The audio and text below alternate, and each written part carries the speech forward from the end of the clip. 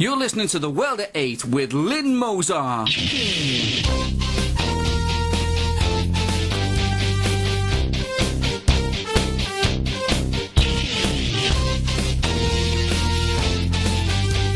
World at 8, the number one in nationalist news. Highlights of the news today, Monday the 6th of August. Nothing to celebrate, 1 year on from last year's summer's riots. Yet another illegal to have cushy time in our jails on our money. Greece has rounded up illegal immigrants and will deport them. Hostages being held by Syrian rebels are Iranian soldiers, they claim. Memorial Day in Japan for the 67th anniversary of the bombing of Hiroshima. Thought for the day, why are we the drug capital of Europe? And finally, Olympic buildings leaking in biblical storms. UK news. It is 1 year since the summer, or rather race riots in Britain. These started when police shot and killed Mark Duggan, who was black, in Tottenham. This caused our enrichers to blame the police officer involved because he was white.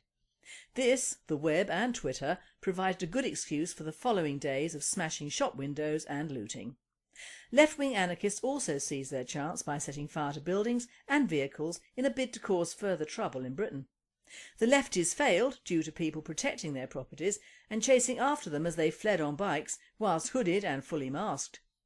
One World at 8 reporter commented, "While the enrichers looted our great cities, the left-wing anarchists burnt people's properties. That is the difference between the two evils in Britain today, but both gang together to cause division within decent British people." Yet another illegal faces a 2-year sentence at the expense of the British taxpayer. Tone Viet Guyan, who entered Britain illegally, was hiding out in a cannabis factory. The drugs den was raided by police and they apprehended the criminal. The factory was in the city now lost to immigration and a soaring non-white birth rate, Leicester. A World at 8 reporter commented, "It is simple. If you want to stay in Britain and get immunity, commit a crime. The worse the crime, the longer you stay in a nice comfortable prison with all amenities. Why do we think these criminals come here? For the weather? They should be deported without trial or question." Euronews. Greece has had enough of the migrants coming into its country from Asia and Africa.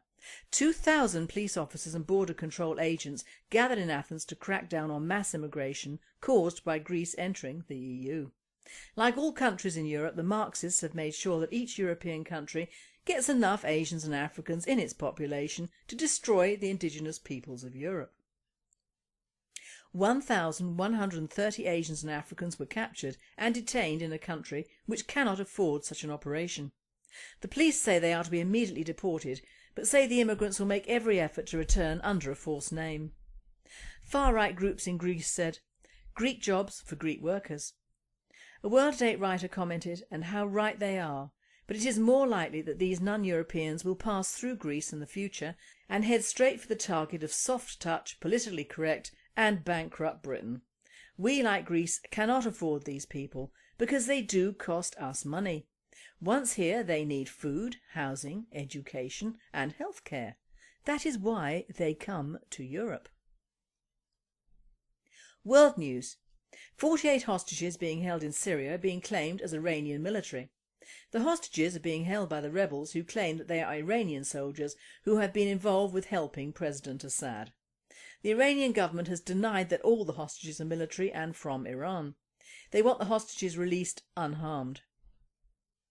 It is the 67th anniversary of the bombing of Hiroshima. The Japanese marked the anniversary with a bell which marked the start of a 1-minute silence at 08:15 local time, 23:15 GMT, when the US bomber Enola Gay dropped the bomb that killed 140,000 people. The son of the late US President Harry Truman was there to pay his respects to the dead, and Mayor Kazumi Matsui called for a nuclear-free world at the event at the Hiroshima Peace Memorial Park. A World at 8 writer commented, "It may sound awful now, but at that time it seemed to be the only way to stop Japan taking over the Far East and the South Pacific. Just as we needed the Americans to win the European war, that bomb was needed to send Japan a message. Wish it did. But I concur with Mayor Kazumi that the atomic bomb should never be used again." 48 people have been killed in Yemen by an Al-Qaeda suicide bomber. The bombing took place at a funeral which killed a tribal chief and 45 other innocent people who were just paying their respects by attending. The evil Al-Qaeda admitted the killing of innocent people by an email to various sources. Thought for the day. Why have we become the drug capital of Europe? In this thought I'm including alcohol as well. Now I like a large glass of red wine or two. I find it helps me relax, and I may be kidding myself, but red wine is good for you, isn't it? Well, not by the barrel maybe, but nevertheless. I personally did not drink really until I was in my late 30s and have been making up for that ever since. But alcohol has become the new drug of choice amongst the Silver Brigade apparently, and they're suffering for it, along with a rising rate of HIV and sexually related diseases, so it must really relax some people. But England is now the drug and alcohol capital of Europe, and there must be a reason why. If you look at some of the headlines in the papers you will see Albanian weightlifter banned from Olympics for drug use, 15-year-old girl died after taking ecstasy from teacher's flat, members of a Vietnamese drug gang who ran sophisticated cannabis farms across Tyneside have been jailed. Europe is the biggest consumer of heroin, with 26% of the world's supply being used each year. But Britain is by far the worst consumer in Europe, with 415,000 known addicts. Our teenage female drinkers heaviest in Europe. And so on and so on. Awful headlines. Headlines that Hogarth would have used in his drawings of Gin Lane in the 7 Ages of Cruelty.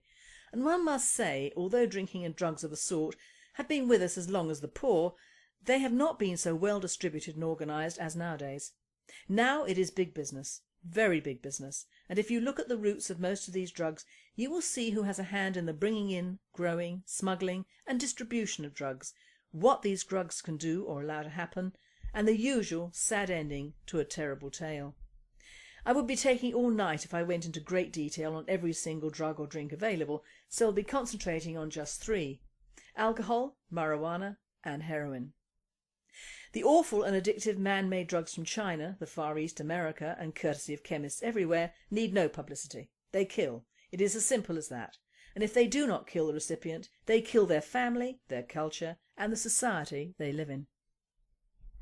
Alcohol. Well, the Brits have always loved their beer, but now that has extended from the no women pubs and working man's Friday night booze-ups to first wine bars and now most restaurants and clubs that are licensed. To make things worse, Labour actually increased drinking hours for pubs whilst cutting out smoking. This means if you go to a pub, drink will cost more because less people will be going because of the smoking ban, so thrusting the main call on drink to corner shops, Asian owned, and supermarkets, Jewish owned. It is well known that the corner shops have been selling to underage drinkers in many areas for years, and now that shops like Threshers do not hold a monopoly on drink or the hours one can drink, it is open season for youngsters. In my day, wine was not fashionable with the masses. I grew up with hard liquor around in drink cabinets but rarely touched, apart from high days and holidays. There were drinking clubs for those who needed it, pubs kept reasonable working hours, restaurants were often not licensed, and there was the traditional opening hours for shops like Threshers. There were no supermarkets, and when they were introduced in London in the early 60s, booze was not sold during certain hours. Corner shops were run by locals for sweets and papers, not booze and drugs. There was always drink, but it was in its place. Now what should be done is stop supermarkets selling alcohol altogether, stop licensing corner shops to sell alcohol, re-establish shops designated to sell alcohol only during certain hours. Cut down the hours clubs can sell alcohol to youngsters. Bring back smoking rooms for pubs. It would bring back customers, beer would reduce in price and heavy drinking would be monitored as it was 20 years ago. I'm not anti-booze by any means, but when something ceases to be a pleasure and becomes a social burden, it is necessary to call time. Marijuana. Well, now we have it. A herb. We now have hordes of Far Eastern illegal immigrants being brought in as gardeners to grow thousands of pounds worth of these plants for sale. There is a market for these people to make money out of our people yet again. It is mainly the Vietnamese and Filipinos on this one. What would I do? Legalise it. Take it out of the hands of foreigners and illegals. Prescribe it for those people who need it. It is a proved pain reliever for MS, arthritis and much more. The government could outsource it, farm it and pack it and sell it. And best of all, tax it. Records would be kept. Most drugs lose their attractiveness if legalised. All things lead to other things in the right person. You cannot stop people killing themselves. They do it by smoking tobacco and drinking, but rarely smoking cannabis. Now the biggie, heroin. I was handed a leaflet by Tony Bamber on the heroin trade and was shocked to learn that the Americans have not burnt the poppy fields in Afghanistan. Why? Apparently they do not want to deprive the poor farmers from making a living. Yup, pull the other one. This is a case where socially and on a worldwide scale the Muslims have created and cashed in on yet another evil to be perpetrated on the Western world. I was talking about corner shops earlier, and of course crack can be funnelled through these shops as well as restaurants, takeaways and petrol stations if Muslim owned. Tony quotes from a Preston prostitute. They, meaning Muslims, have all the post offices, taxi firms, chemists and God knows what else. Who knows how much of this is paid for by smack money, but I do know with my habit I must have paid for that new mosque all on its own. Yeah, the bastards should put something back for the lives they've destroyed. Now this isn't a hymn of hate against Muslims, but it is against the Muslims whose family business from Afghanistan to Leeds is to import and distribute hard drugs to school children, as in our sexual grooming cases. They do not get their own hooked on it or alcohol because it isn't in their culture to imbibe it, but they are certainly not above selling it to our kids. The British spend £2.1 billion every year on smack, which shows how lucrative business is now, doesn't it? Every mosque, every new madrasa, every new Islamic centre, every post office, petrol station, corner shop, takeaway, restaurant could be the result of some poor smackhead's habit. I believe key Muslims are in cahoots with our governments, no matter who they are, to get the entire population of Britain either hooked on heroin, drunk and incapable, or in the case of cannabis really loved up, because an inert population is easy to manipulate. Our recessions have bred in us the need for money, and remember it is the love of money that is evil, not money itself. And yet here we are furnishing an entire foreign nation with money in exchange for what? In the case of heroin, death. The trouble is that many of the foreigners who distribute heroin are in high places in the establishment. No one would dare touch them, as indeed the Muslim sexual grooming has proved. We are not talking about some dreadlocked illiterate West Indian high on his ganja in a squat. We are talking about organised, well-funded drug pushing here. Tony Bamber believes it should be decriminalised. I'm not sure. It might draw it out and it will certainly take huge amounts of money away from the Muslim communities.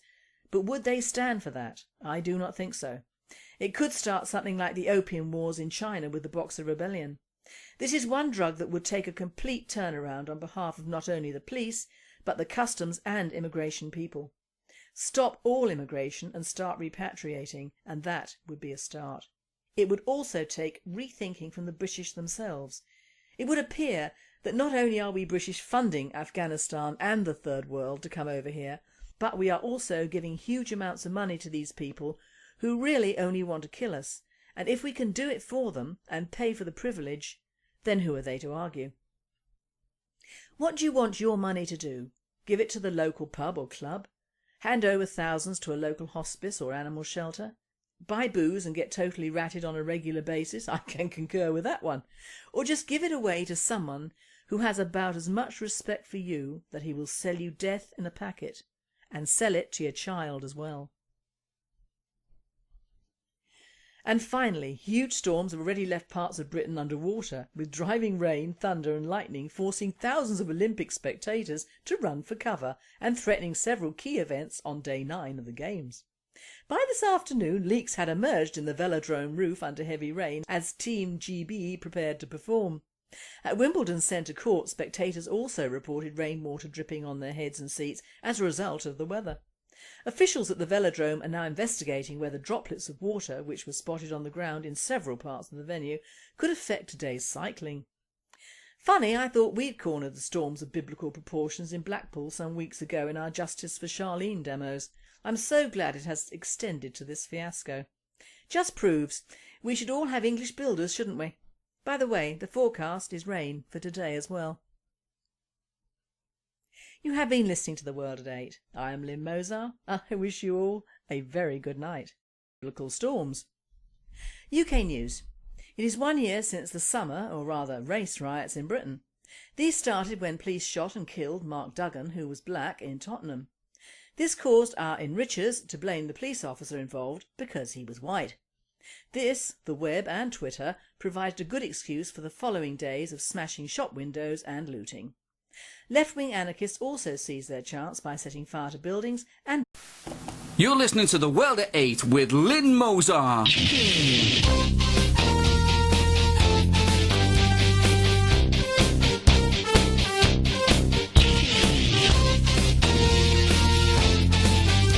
The World at 8, the number one in nationalist news. Highlights of the news today, Monday the 6th of August. Nothing to celebrate 1 year on from last vehicles in a bid to cause further trouble in Britain. The lefties failed due to people protecting their properties and chasing after them as they fled on bikes whilst hooded and fully masked. One World at 8 reporter commented, "While the enrichers looted our great cities, the left-wing anarchists burnt people's properties. That is the difference between the two evils in Britain today, but both gang together to cause division within decent British people." Yet another illegal faces a 2-year sentence at the expense of the British taxpayer. Tone Viet Guyan, who entered Britain illegally, was hiding out in a cannabis factory. The drugs den was raided by police and they apprehended the criminal. The factory was in the city now lost to immigration and a soaring non-white birth rate, Leicester. A World at 8 reporter commented, "It is simple if you want to stay in Britain and get immunity." This year's summer's riots. Yet another illegal to have cushy time in our jails on our money. Greece has rounded up illegal immigrants and will deport them. Hostages being held by Syrian rebels are Iranian soldiers, they claim. Memorial Day in Japan for the 67th anniversary of the bombing of Hiroshima. Thought for the day, why are we the drug capital of Europe? And finally, Olympic buildings leaking in